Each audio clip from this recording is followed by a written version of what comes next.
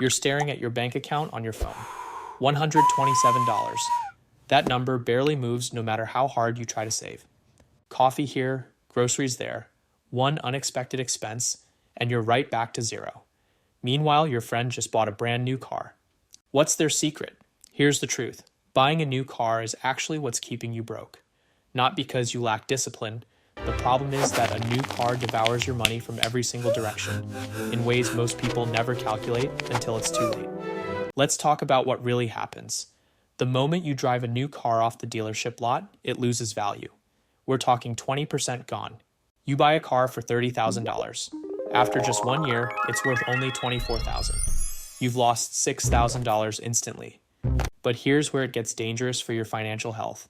Scientists found that financial stress literally changes your brain chemistry. When you're broke, your cortisol levels stay elevated. Your decision-making suffers. You make choices that keep you stuck in the same place. A new car comes with the loan payment.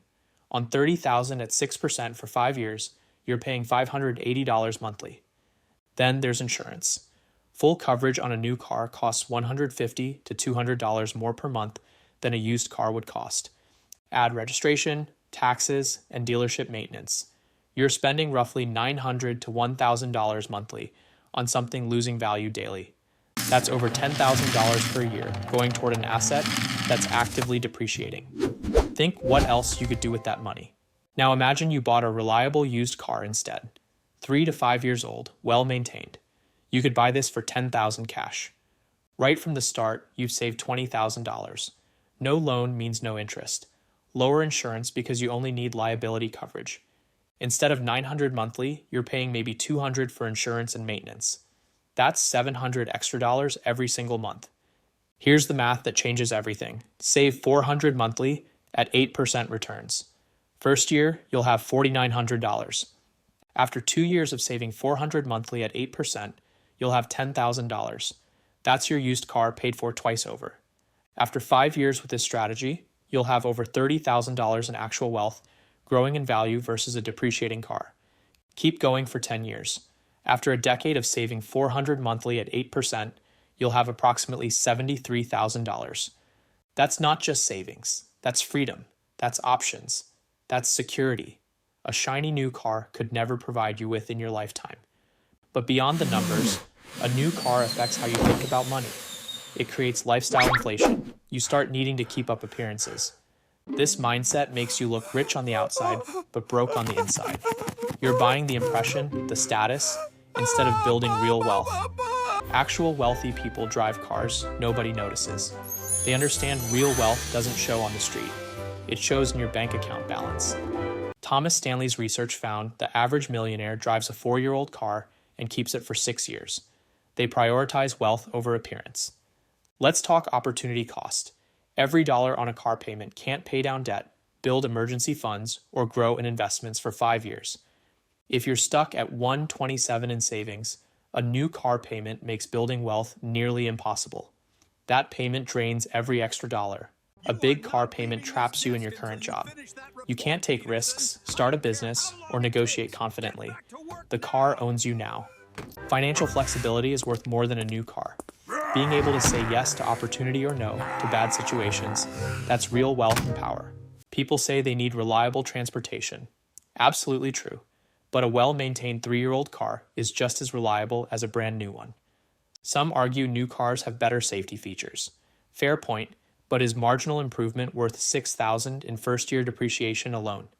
Others worry about buying someone else's problems. Get a pre-purchase inspection. $150 tells you exactly what you're buying. People mention better financing rates on new cars. True, but you know what's better than 0% interest? 0% of nothing at all. Here's a real scenario. You make $50,000 yearly. After taxes, $38,000. A $600 monthly payment is 19% of take-home. Financial experts recommend spending 10 to 15% of gross income on all transportation. Most with new cars spend 25 to 35%. There's an emotional high driving off the lot. Everything's perfect. But research shows this happiness boost lasts only about 3 months total. Meanwhile, the payment lasts 5 to 7 years. You're paying years for 3 months of excitement. Compare that to growing savings satisfaction. Social pressure plays a role. Your peers buy new cars, so you feel you should too. But remember, 78% of Americans live paycheck to paycheck. Looking wealthy and being wealthy are completely different things. Don't let broke people making broke decisions influence your financial future at all. Car commercials sell a lifestyle, not transportation. But transportation gets you from A to B. A used car does that for a fraction of the cost. Here's real transformation. Month 1, buy a reliable used car for $10,000 cash. It hurts, but you own it outright with no debt chains. Month 2, start saving $400. Feels small, but it's a start. Month 6, $2,500 saved. You breathe easier at night now. Year 1, nearly $5,000 saved. When your car needs a $500 repair, it's annoying but not devastating. You pay cash and keep moving. Year 2, $10,000 saved. You have options now. Bad boss, you can afford to job hunt. Emergency, you're covered. This is what security feels like. Year 5, $30,000. You could buy a newer used car with cash and still have savings.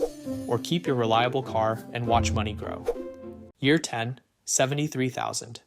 You're looking at rental property down payments, early retirement contributions. Impossible dreams are now within reach.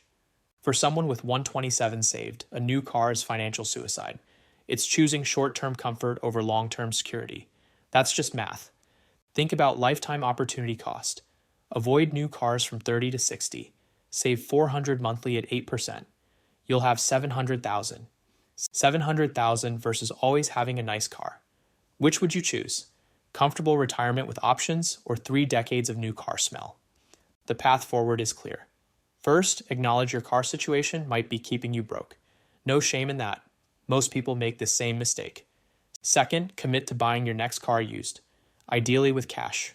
No more loans, no more payments, no more depreciation crushing your wealth building.